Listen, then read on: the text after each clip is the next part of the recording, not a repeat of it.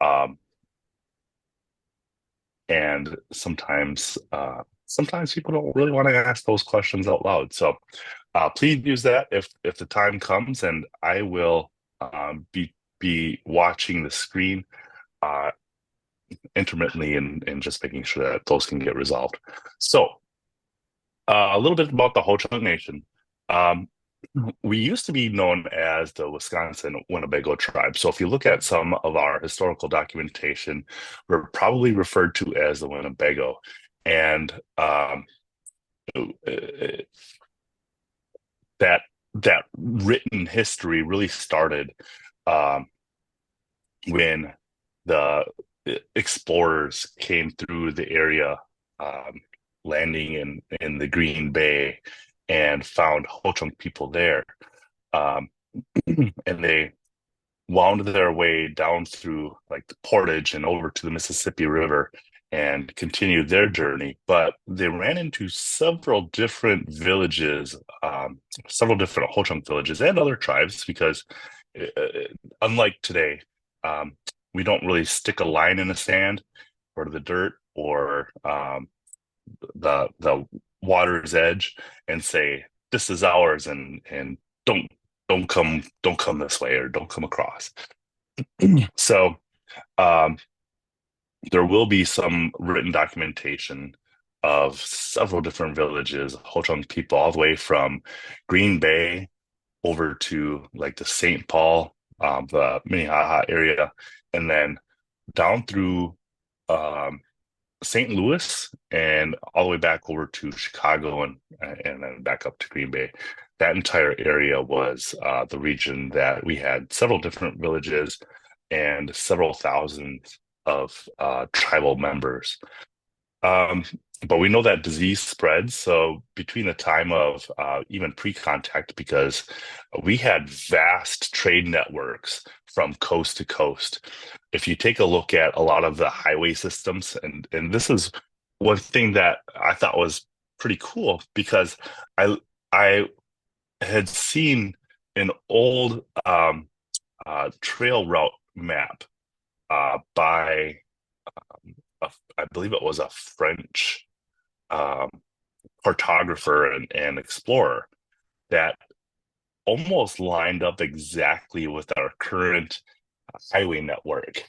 And so working at DOT for a little bit, um, it was really cool to place the overlay on and show people, hey, this is how your transportation system was designed. It was designed over old our old trade routes. So um, that's pretty cool.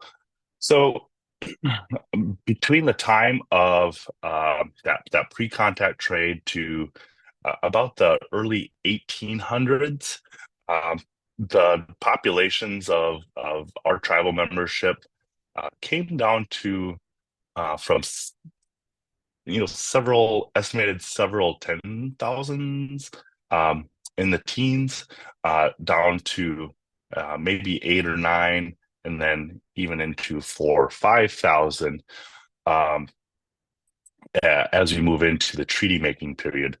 So uh, the in the War of 1812, uh, the Ho Chunk or Winnebago warriors participated in that war on um, the UK or United Kingdom British side. Of course, the United States and its ally, the French, won that war. But we came out of that period with some treaty making. The Peace Treaty of 1816 um, was signed, negotiated over in Prairie du Chien area. Um, After that becomes this more detrimental period to the Ho Chunk people or Winnebago people, as they were known then. Um, a succession of removal treaties had us going to what they call the neutral ground. The neutral ground was a fancy word for living right between two warring nations, which did not bode well for our people. Um, we had asked to be allowed back, and instead they moved us up the river toward um, current Fort Snelling now. And the succession of removals that's going all sorts of different places. But it's not like you can just jump in a car or a van as we would these days and move people. People grabbed what they could, um, most often at gunpoint. Uh, it was forcible removals by the army, and there's a lot of correspondence, right down right down the street from the Capitol at the State Historical Society. You can see some of that correspondence uh, where residents or some politicians, perhaps, and local judges even had asked that the uh, federal troops be sent in um, to effect those removals. And there's one story that I have heard uh, where one of our older tribal members living near Wisconsin Dells, Baraboo area, just didn't didn't think that they'd make it through the removal, and they were forced to leave, even though some of the neighbors were coming out and saying, we should let them stay. These are good people. Uh, they're no harm, but the army had its orders, and rather than leave, this person um, took the barrel of the uh, soldier's weapon and dispatched themselves there, so they didn't have to be removed. Um, by the end of all the removals, uh, our the estimate of our population was about 800. So we went from several thousands in the teens to about 800 people, a whole chunk of people that remained. Um, the each of the treaties, each of the removals, there were a whole chunk of people that either stayed back, um, maybe they were hiding. Uh, they were pretty industrious people. We were pretty industrious people. Um, so some of our neighbors are like, we'll do the best we can to protect you. Um, so sometimes they were allowed to stay, oftentimes they were not. But uh, other times people just left and then came back. Um, the ultimate reservation that a lot of our people landed on was in Winnebago, um, Nebraska. So we do have a sister tribe out in Nebraska currently, and through the Indian Reorganization Act 1934, tribes could petition for recognition. Um, the people that remained in Wisconsin, the Ho Chunk people that remained in Wisconsin, didn't really trust the government, if you can imagine. Um, so it wasn't until the uh, late 40s through the 50s and into the 60s, um, 1940s, 50s, 60s, that uh, some of our some of our people decided that it may be helpful to seek some of that um, assistance that was available through the Indian Claims Commission. Ultimately, in 1963, we did form the Wisconsin Winnebago tribe. 1994, we formed a different version of a government and renamed ourselves the Ho Chunk Nation.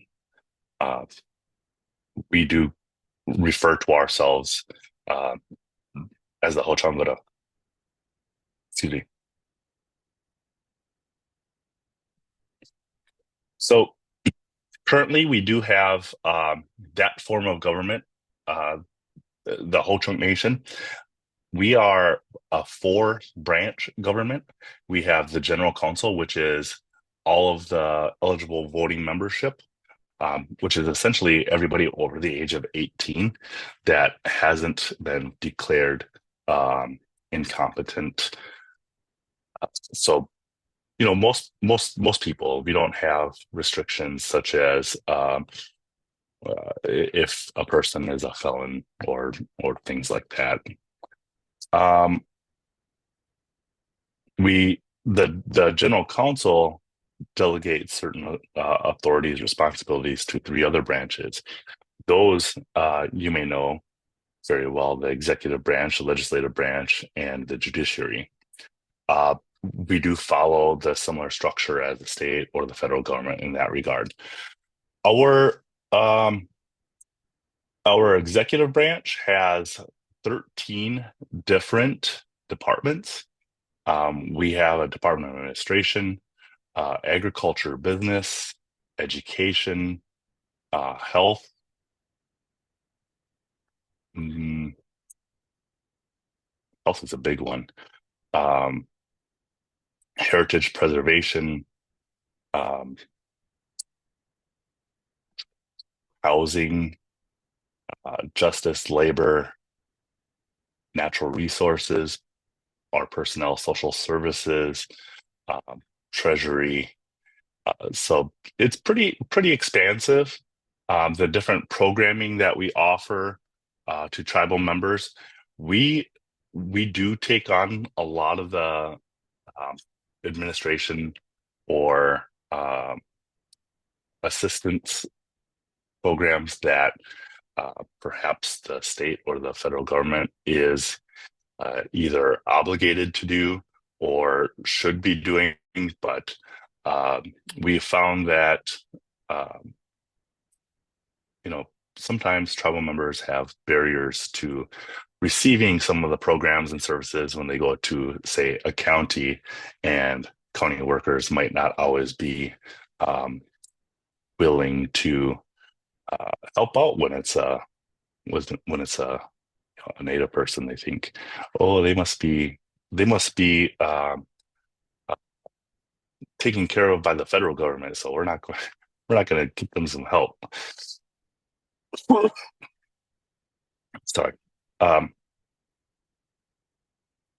we do have, as well as those state and federal government programs, we do have our own programs. It is um, it is primarily what we use the gaming dollars for. So in gaming, we have um, a a small advantage, I would say, in that we are a government that conducts a fair amount of business. We don't really see that. I don't know if there are any municipalities in Dane County that uh, are able to generate that amount of income, but we turn that into programming like education. Our social services program is a big one, and different health programs, and pretty much the entire suite of what we do. We do that either as a supplement to the programs that are already offered, or we create entirely new ones. Um, the reason that we can do that sometimes, or the reason that we want to do that sometimes, is to lift some of the effective limitations that are placed upon those program participants by sometimes the state, usually it's the federal government, such as um, maybe an income limitation or a household limitation, a residency, all of these, all of these different requirements that are placed upon somebody. You have to do so much paperwork or something. We're able to provide a lot of these services and then hopefully minimize the amount of impact. One of the benefits of that is being able to hopefully reduce that benefits cliff that program participants often face. So,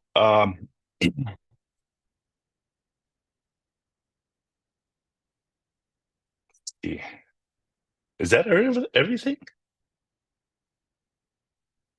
I, I see that there's a question. Ryan, thank you for speaking to the Dane County Cities and Villages Association today. Can you give a little background and context to the number of tribes in Wisconsin? Any insight on how tribes work together? Absolutely. Um, so we have 11 federally recognized tribes in the state of Wisconsin that primarily conduct business here in the state.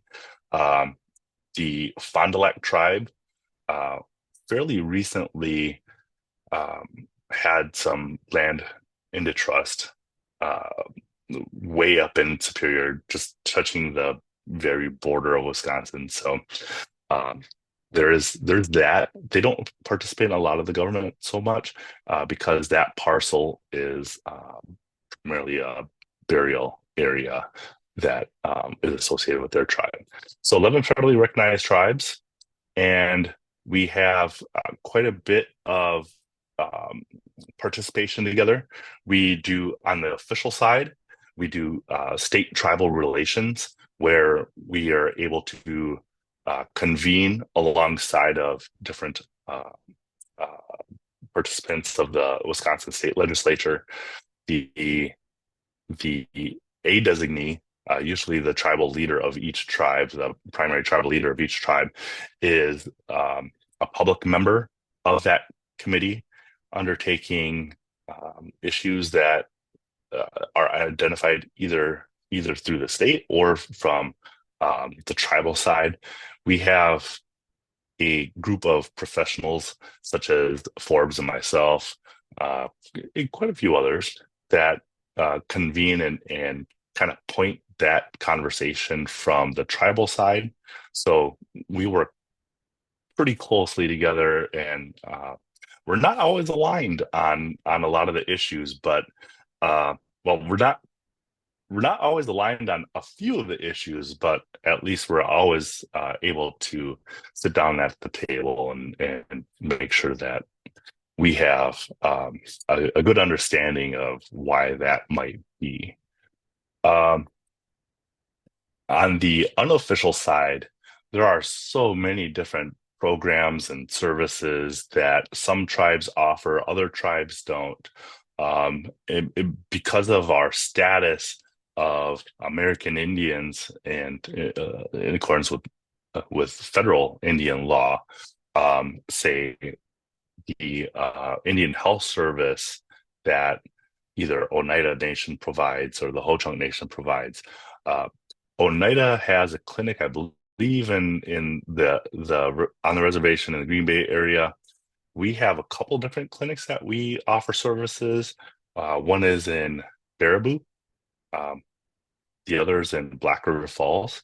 So any tribal member of any federally recognized tribe or a descendant of a tribal member of the federally recognized tribe can use those clinics. That's a pretty great service because you walk in the door. Now you do have to prove your citizenship, but you you hand over your tribal ID or CDIB, of degree of Indian blood, and you're able to be seen. And that is a service that's provided usually without cost to the tribal member. Um, there are some programs that some tribes have, such as um, in our Heritage Preservation Department, we have one professional, Mr. Bill Quackenbush, who has been in the Cultural Resources Division, I think, for about 24 or 5 years. And he has a wealth of knowledge that he shares with other tribes as well, or collaborates on a lot of different matters. He, we also have the opportunity through just because of the amount of revenue that we're able to get through tribal gaming. we're able to provide him some of the resources that he need that other tribes may not have, such as the ground penetrating radar. Those systems are fairly expensive, um, and getting to use them, the training and education to use them, and then implement um, effective use of those. Not always the resources, not resources that are always available to every tribe. So, Mr. Quackenbush is available to assist other tribes on all sorts of different repatriation matters. So there's a lot of different avenues that tribes work together on. Um, yeah, the emergency management. There are times, like one of the first times that I think we deployed, um, myself and a bunch of um, equipment up to Menominee when they had some significant flooding. Um, we did offer assistance to Oneida when they had some things going on up there. Um, we do uh, training exercises. There's quite a bit of interplay in different subject matter areas. So we have quite an extensive relationship. Of course, I I thought this could be the only one in the nation, or in the United States, but we do have a government facility. The Hotung Nation has a government facility that is placed on the Oneida Reservation, and um, so we do collaborate on a couple things through that. But I also would like to see that expanded, and because Oneida has been a, a pretty good neighbor since we let them in a couple days ago. Uh, we we of course, uh, our reference in history uh, might not seem might not seem normal to some people because of um, the time length that we were here. Um, uh, we know of different, uh, I guess, migrations that happened. So uh, we we like to share stories, and sometimes, of course, sometimes people are going to have a different story, different version, perhaps of history. But it's always fun to get together and hear some of the different ways that people perceive, especially tribal people perceive their history, or our neighbor's history. It's pretty cool. Um, Hopefully that answered that. Uh, Todd Schmidt. So Todd and I uh, talked uh, a little bit about what we were doing um, fairly recently. We we partnered together with the University Alliance, I believe it's called. Um, Quite a few different elements to that program that we collaborated on. Some of it was educational. Um, we talked a bit about the history piece. We were able to collaborate on an event that uh, uh, just so happened that Mr. Quackenbush was leading a course with some of our tribal youth on dugout canoes, and they produced an entire dugout canoe. I was a little afraid to get in it just because it looks dainty, but that thing is so heavy and sturdy. So I ultimately threw on a life jacket, or two or three or four, and jumped in that thing. It was a pretty good pretty good opportunity. Um, Another thing that we did was work together on um, some interpretational signage on some trail routes in Wanakee. So that was like a real small effort, but tribal or tourism in Wisconsin is such a huge industry, and what we're finding is that cultural tourism is especially in demand. Um, what I'd like to do is expand a little bit more into bringing international tourists and visitors, but we definitely want to develop more of those maybe low cost, but perhaps higher impact opportunities through tourism. So if you have some ideas that you think would be pretty cool there, we're always available to hear. Um, my schedule, uh, I'm everywhere doing all kinds of things, but that also allows me the flexibility to come on by and meet, talk about some of the different programs that we have going on, but also being able to explore some of these other potential partnership opportunities. So don't be afraid to call at all.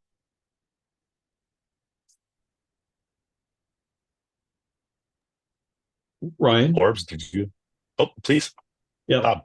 Do you have any other examples of how you're having different partnerships with other municipalities in Dane County, or if you would like to explore those even further? We do. We have some pretty cool land acknowledgement things that are happening. Um, we have uh, we have we have been collaborating, especially with McFarland and developing some of the parks policies. Um, if you've taken a look at the burial laws and burial protection laws on like the mounds, uh, but everybody knows that it's not great when you have things that might be um, uh, overgrow or fall onto some of those mounds. So how do we maintain those? Uh, Bill Quackenbush, this guy's everywhere, but he was able to work with McFarland and develop essentially a guide and help get some of their staff um, knowledgeable on the mounds themselves and how Bill would effectively maintain it. So that collaboration is there. Um, we do a lot of work in education.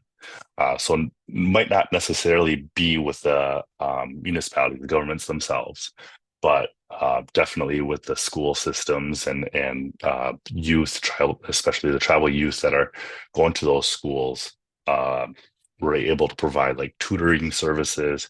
We provide language classes, and then we also have uh, some uh, I guess academic plus programming.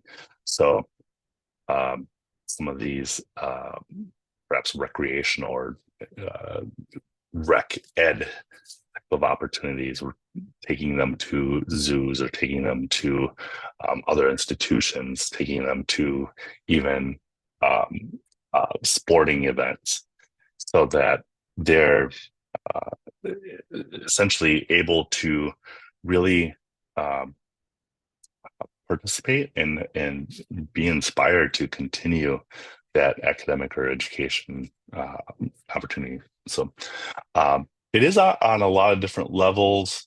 Uh, the integration that we have in communities, we are getting a little bit better at working with municipalities and other cities. Uh, but I'll tell you, and Forbes will probably tell you too, is some some of these municipalities have very long-standing, um, not great relations with tribes. So it is great when we do have real good partners to work with.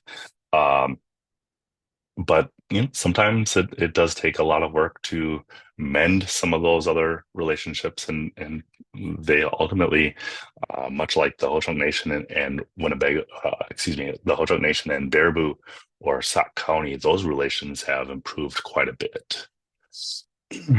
um So I'm going to take a look at, or I'm going to respond to a few of the questions that were offered anonymously. First one, many local governments have instituted land acknowledgements during their proceedings, and Dane County flies the Ho-Chunk Nation flag along with the U.S. and Wisconsin state flags. Furthermore, some municipalities have had residents and organizations ask us about whether there would be interest by the Ho-Chunk Nation to get lands or properties to the nation.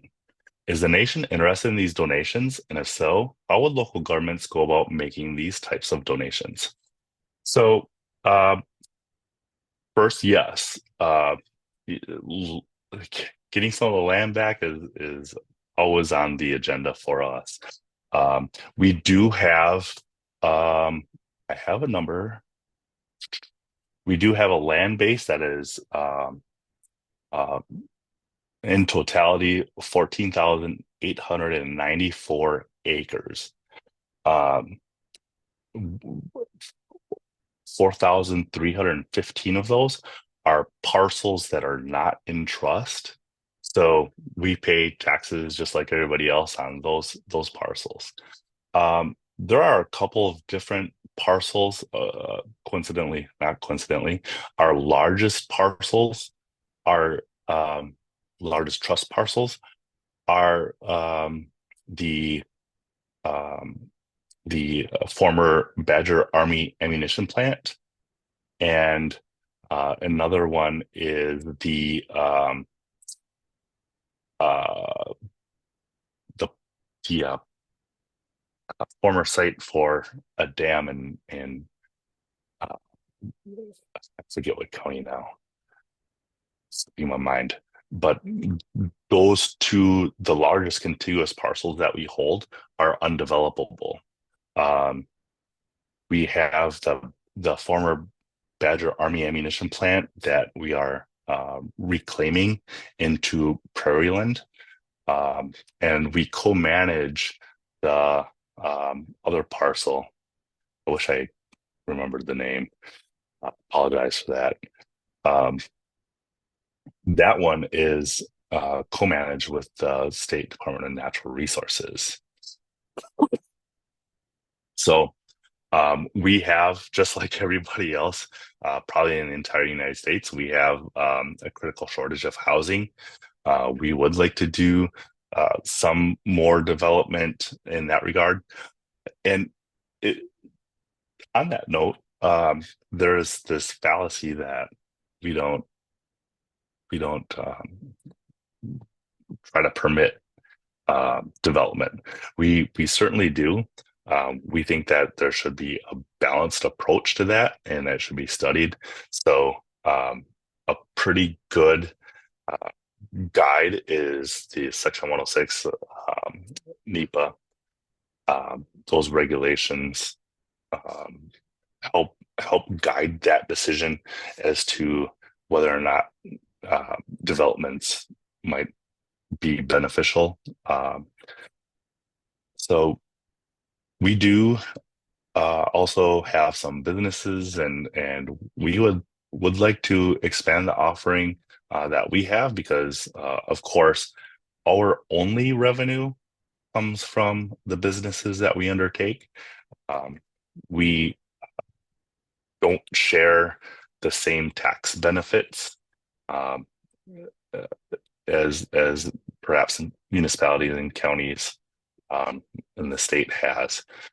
Uh, so it all of our programs, services that we offer outside of the contracted services that we provide from the federal government, those are paid for with those revenue dollars there, uh, not with not with the tax base.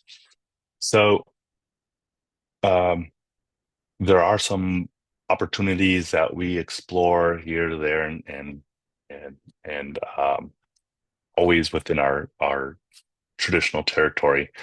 Um, you may have heard that the Ho-Chunk Nation is building a gaming facility in Beloit, so that is a big opportunity that we saw, um, and seized upon. It's been a long time because, um, of course, in federal Indian law, nothing moves very quickly, but we were able to get that permitted, and that the build is underway. Um, Ryan, land donations. So we have received what I would say almost haphazardly some donations of land. Um, one such parcel was quite contaminated, and the way that we did it was we just transferred everything over. Um, but we found that the levels of contamination warranted some cleanup. So we ultimately ended up paying a few $1 million and all sorts of things. Well, we love a clean environment, and we're happy to remediate that which we do own. Um, that probably wasn't the greatest investment of that particular parcel. It wasn't a large parcel of land, but the the cost benefit wasn't done prior to being able to receive that land. So we're working through a process now that we'd like to use to evaluate some of those lands. Um, of course, cultural properties are um, prioritized, and so those ones, if we're able to get some of those, we try to jump on that as quickly as possible. We are currently in negotiation along with the state of Wisconsin on a cultural property return. Um, there's there's a few mostly private party that we've already been able to effect, and there is one that we're working on with the city of La Crosse. That's Red Cloud Park up there. So we're working through that. A I'm not working on that one in particular, but I hear that it's going pretty well, and is close to being um, uh, the conclusion of the negotiation. Um, because of course we have to plan for maintenance of the properties once it is transferred. If it is transferred and there's some sort of taxation, we have to be able to uh, find uh, find some money for that.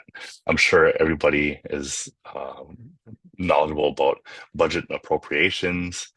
Um, if you have a pretty substantial costing or service that you need to be able to provide, and you weren't able to account for that in your appropriations, how do you pay for that without um, uh, some sort of plan?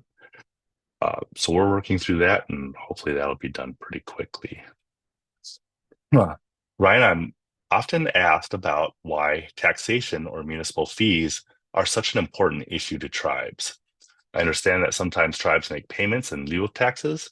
Can you explain the history or the reasoning behind the tax fee issue and why it's so important in the context of sovereignty?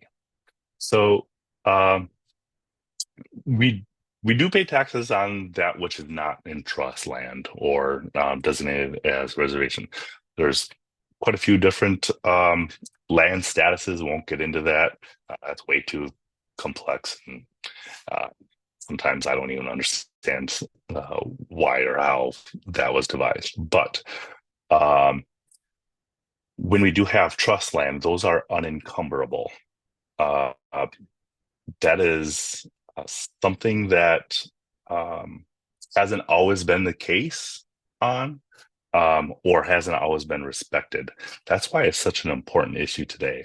So I actually have a project to a project that I'm working on, but I don't even know if I'll be able to conclude it. But it's been underway since the late 90s, identifying parcels that were transferred to our tribal members, um, that were supposed to be in an allotment status, which is a trust status, essentially, one of those unencumberable statuses, well, non-taxable status, but ultimately were seized by the local jurisdiction, whether it was a county or a municipality, um, sometimes condemned, seized, for non-payment of taxes, but there wasn't supposed to be a tax on those. Sometimes there were Indians that couldn't read English. Treaties, if we go all the way back to that time, 1824 through 36 era, um, they they usually had three main provisions. One of them was for housing, one of them was for healthcare, and the other one was for education. Uh, not always, not always an education that was readily usable by our people or our ancestors. And by ancestors, I even mean, my grandfather and um, those people. Education wasn't always so great that they could even read, so they didn't understand what the tax bill was. Um, if if they did have a encumberable parcel, so um, there were a lot of acreage that uh, were still in the hands of tribal members, even in some of more recent years, that were taken by counties or local governments. So that's why it's so important, because uh, we could have these areas to um, live, to grow food, or to otherwise promote life.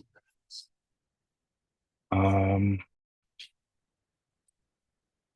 uh, that in itself is sovereignty. We do negotiate often a payment in lieu of taxes. That is because we know that there's a cost to providing services like police services, fire services, EMS, and that. So, um, and maintenance of the infrastructure. Uh, and on that note, I can actually go back a little bit and talk about, we have worked with municipalities, counties on a lot of different roads projects. The Ho-Chunk Nation is a little different from like Oneida, yeah, excuse me, in the regard that we have a roadway inventory, access roads that aren't always ours. So we do work with um, other local governments to repair, maintain some of those, or even outright construct. Um, do you have Stoughton specific resources available you can send? Um, I will have to look into that. Um, we have within our cultural resources division a couple of different researchers.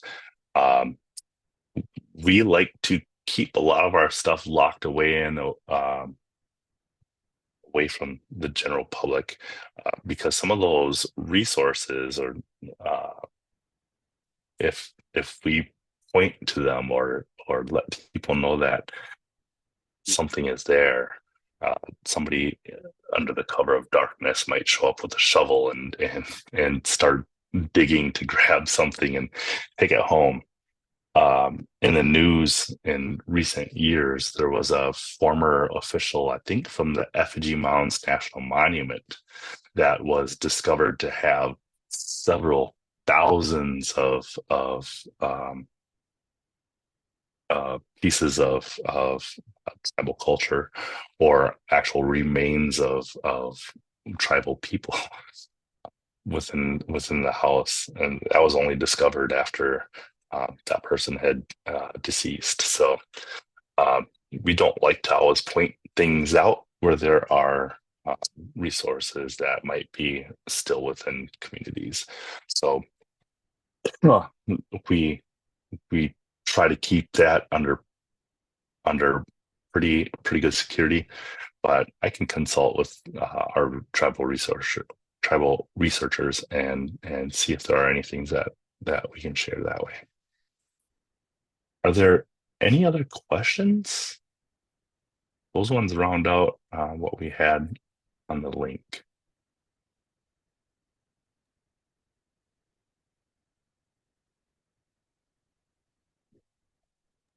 Any other questions for Ryan today?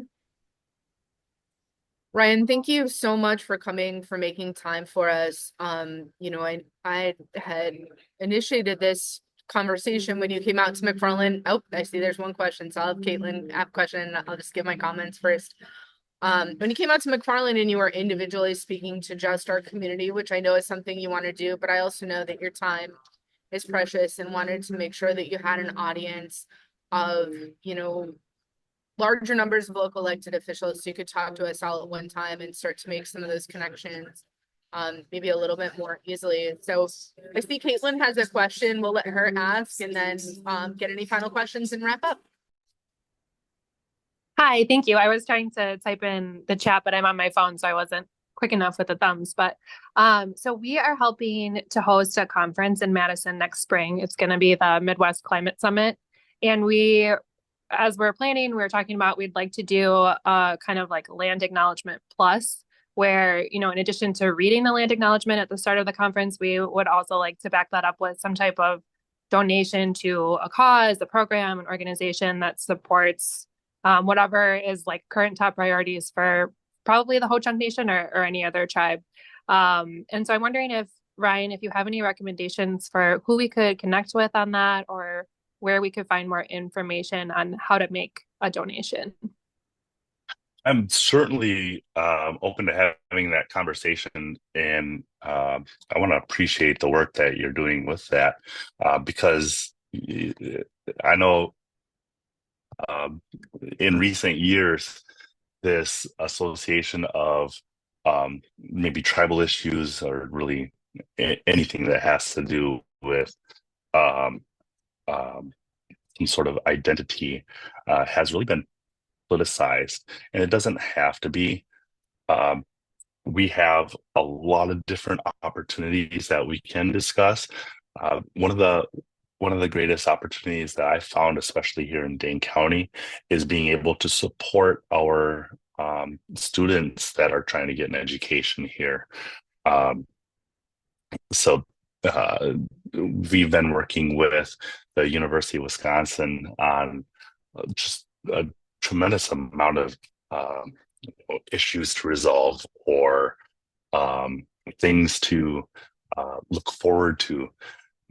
But there's also um, this this maybe um, stigma of having American Indian students in such a big school.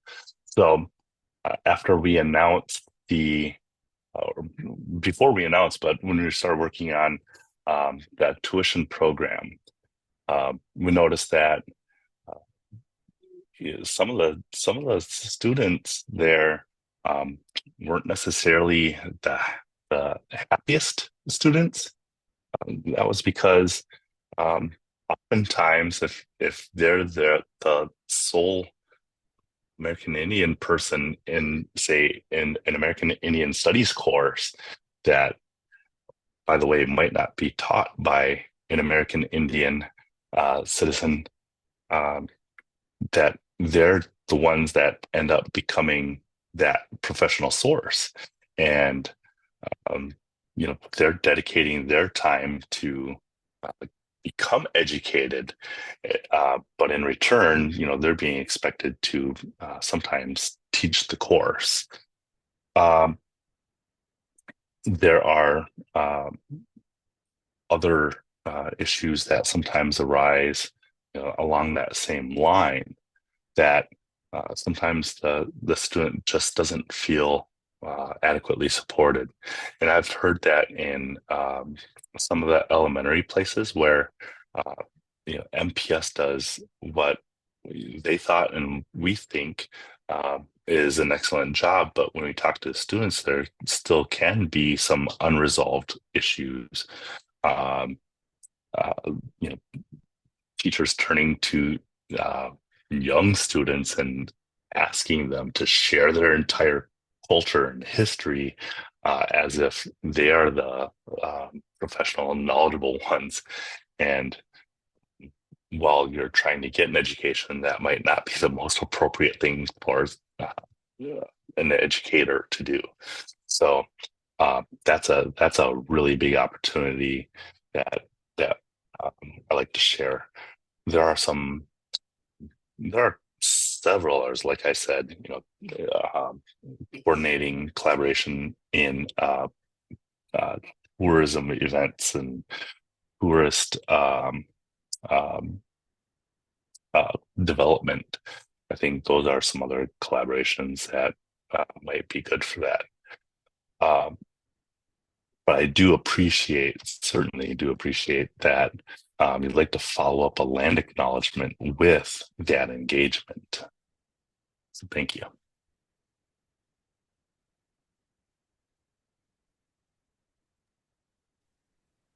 I think we're kind of coming towards the end of our time, but I want to thank Ryan for taking the time to meet with folks and discuss these issues.